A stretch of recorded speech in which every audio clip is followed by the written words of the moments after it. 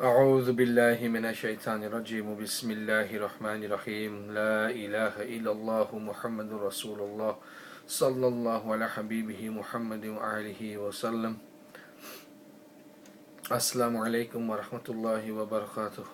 Brothers and sisters in Islam, we are living in time of fitna, and we are living in time of fitna is as such that every second, every hour, new and worse fitna is coming out. We are living in time of tribulations, we are living in time of hardships.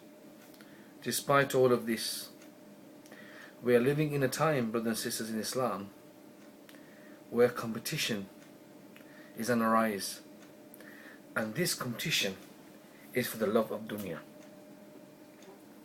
Now, what I mean by love of dunya is that every person wants to be successful and better than their father, than their mother, than their brothers, their sisters, their friends, their work associates, their colleagues, neighbours, family, friends, and so forth. But they have little time for Allah subhanahu wa ta'ala and Allah subhanahu wa ta'ala's Rasul sallallahu alayhi wa sallam. Someone who has £1,000 wants 2,000. Someone who has 100,000 wants to make 500,000, and someone who has 500,000 wants to become a millionaire. And they will do everything to get there, whether to sell their iman, whether to sell whatever it may be. Someone who has a 4-story koti in Pakistan wants to have 8. The one who has 8 wants 16.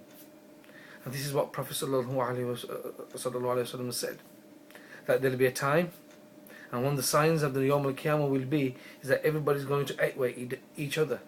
You are going to find big story buildings, and this is what you're seeing around the world. Big buildings. Now, despite all this, you must be wondering, okay, if that's the case, so then why are we living in dunya? And how do we do it? Right. What the Mufassirin and the awliya mean by when it comes to telling of dunya is that mutu antal mutu, die before you die. And what does that mean? That, brothers and sisters in Islam, means that we have to live in this dunya as a traveller, as Sayyidina Ali radhiyallahu anhu said, that we have to live in this dunya as a traveller. Now, what I mean by this travelling business is that, yes, wake up in the morning, go to work hard, provide for your family, because that's a must in Islam. But don't love that. You got a nice car, fine. But as long as you remember Allah subhanahu wa ta'ala. Successful business people are out there who are also successful religious people. Sayyidina Ghawth al-Azam, Pirani Pir, Sheikh of a Sheikh, Saint of a Sayyid, Ghawth al-Azam, Sayyidina Abdul Qadir al-Jilani, Al-Fatih al-Bani, radiyallahu anhu. Not only they were the kings of all of the awliya kiram that's going to come after them until the day of Yawm al-Qiyamah, they were not just a sheikh of teaching Islam and spreading in 4 corners of Iraq, but at the same time they were good businessmen. They were rich, they were wealthy, yet they gave everything in the way of Allah subhanahu wa ta'ala. And that's the approach we've got to take. That when you are working hard, don't love it. As long as every night you say to Allah subhanahu wa ta'ala, that Ya Allah subhanahu wa ta'ala, you are the one who gives me this, and it's how you keep me, it's entirely up to you. Do you want it to be spent in your way? Then fantastic, fine, this is what we're going to do. And if you live like that even though you're working, you're successful, but you don't become in love with that thing, with that object, then you are going to be very successful. Not in this life, but in the akhirah. If you live in this world just for dunya, and what I mean by dunya is nothing else, everything to you is competing.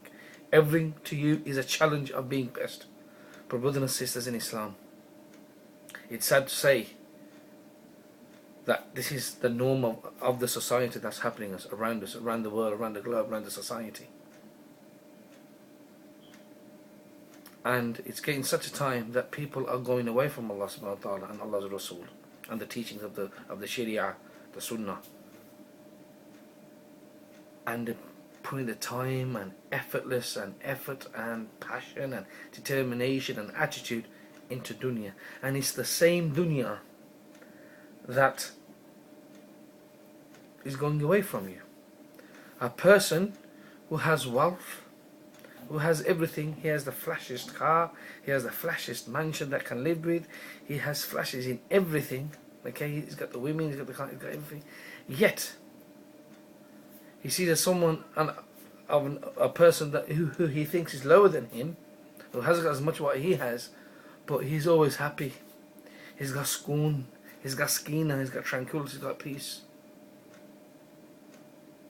He's wondering, how is that possible that when I have everything, I'm supposed to have everything? This is the delusion that dunya has given them. Because a lot of people think that by having all of these luxury material life, they feel and they think that they should be the happiest people in the world.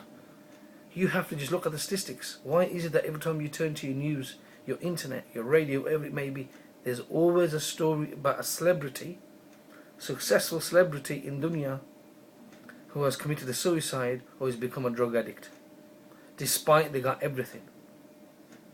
This is that same dunya. Dunya is a nasha, is a drug that people live with, and they get intoxicated, and they're feeling that they are the best people and they got everything, but yet they are depressed. They have the highest depression rate. You turn to them, they're always fearing. A person cannot sleep successfully because he's always thinking about his pounds. And this is when the jealousy comes into it. This is when the envy comes into it. So from that bit of dunya, there are so many diseases that attach to them. Everything is based with intention. Niyah. Inna amaltu bin niyati. Okay? Everything is done with intention. If your really intention is to please people,